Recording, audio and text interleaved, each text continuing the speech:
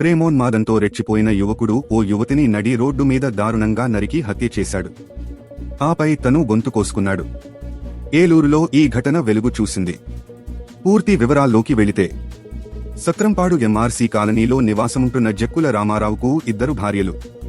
రెండో భార్య రాజ్యలక్ష్మి. రామారావులకు ఏకైక కుమార్తె రత్నా గ్రేస్ అలియాస్ స్వీటీ.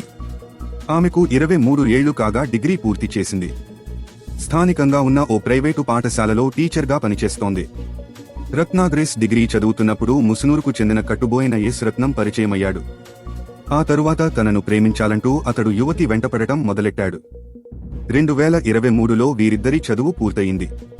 ఆ తరువాత కూడా ఎస్ రత్నం అప్పుడప్పుడు ఏలూరు వచ్చి రత్నాగ్రేస్ ను ప్రేమించాలంటూ వేధించేవాడు. కొద్ది రోజుల క్రితం ఆమె ఈ విషయాన్ని తన తల్లిదండ్రులకు చెప్పింది. దీంతో వారు ఎస్ రత్నం తల్లిదండ్రులకు విషయాన్ని తెలియజేశారు. అతడిని మందలించారు. మరోవైపు ఈ నెల 26న రత్నాగ్రేస్ కు నిశ్చితార్థమైంది. జూన్ 16న వివాహం ఉంది. ఈ విషయం తెలిసిన ఎస్ రత్నం ఎలాగైనా ఆమెను దక్కించుకోవాలనుకున్నాడు. అది కుదరకపోతే ఆమె ఇంకెవరికీ దక్కకూడని నిశ్చయించుకున్నాడు. ఈ క్రమంలో రత్నాగ్రేస్ గురువారం ఎప్పటిలాగే పాఠశాలకు వెళ్ళింది. మధ్యాహ్నం తను పనిచేసే స్కూలు పక్కనే ఉన్న బ్యాంకు వద్దకు డబ్బులు డ్రా చేసేందుకు వెళ్ళింది.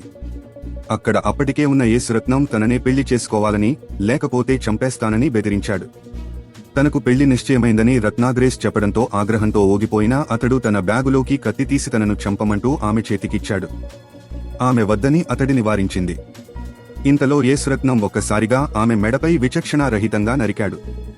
దీంతో ఆమె తీవ్ర రక్తస్రావమై అక్కడికక్కడే మృతి చెందింది.